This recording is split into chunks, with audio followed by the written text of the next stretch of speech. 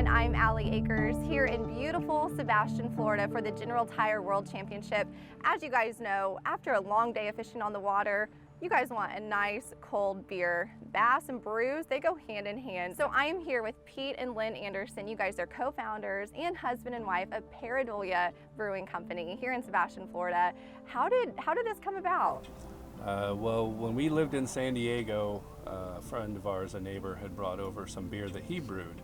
And we were like, you can brew beer? That's amazing. You have to show us. And so Lynn and I started brewing beer on our stove in San Diego. And it was just kind of for fun, a hobby. And then we eventually moved to the Pacific Northwest and we kept brewing. And there was a lot more craft beer in that area. But when we moved to Florida in 2014, there was almost no craft beer, which was kind of shocking to us. Long story short, we had talked about opening someplace for 20 years because we really had been into craft beer, the whole process of making beer, the culture around breweries, and just the people were so nice and friendly everywhere we went. And we'd go on vacations and our daughter would tell us, hey, when I was little, you guys would always go to breweries. Well, it eventually paid off because now we opened the only brewery in town, the first and only brewery in Sebastian. So yeah, we decided if we don't do it, someone else probably will.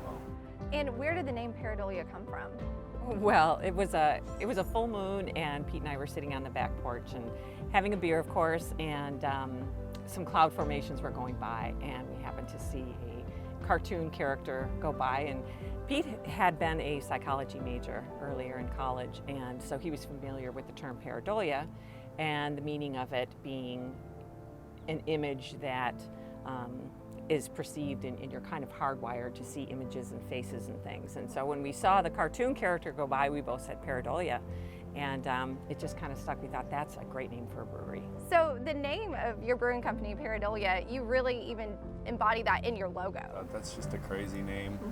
Nobody's going to understand what it is or know how to say it or spell it. But we needed a logo. And for such an obscure term, we had no idea what to come up with. So a friend of ours works at Universal Studios with artists, and he said, you know, Pete, sometimes they do side work for fun. He explained to one of the artists that he worked with what pareidolia meant, and he said his eyes lit up because it was such a creative thing. And so he ended up making our barrel face logo on a weekend while he was working on a Harry Potter movie. And he did it for a mug and a t-shirt. So, wow, that's a really cool story. Yeah, it was pretty cool. Somebody involved in such bigger things than us took the time out to make our logo for us. So how did this brewing process start? Like, what are some of your favorites? How many do you brew in here? Do you bring in other beer as well? What's the process? We really, with our background, having been out west, we try to brew as many different styles as we can. We like to offer variety. We're not a production brewery. We're still a very small brewery. We do 150-gallon batches at a time.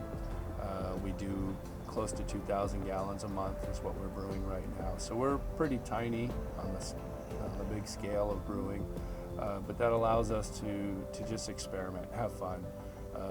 And sometimes people will say silly things at the bar, and we use that as beer names. So we're always saying, that'd be a great beer name. And they come in a couple weeks later and like, that is a beer. You made a beer after us. So we have probably 5 or 6 flagship beers that we make regularly, but the rest can be anything.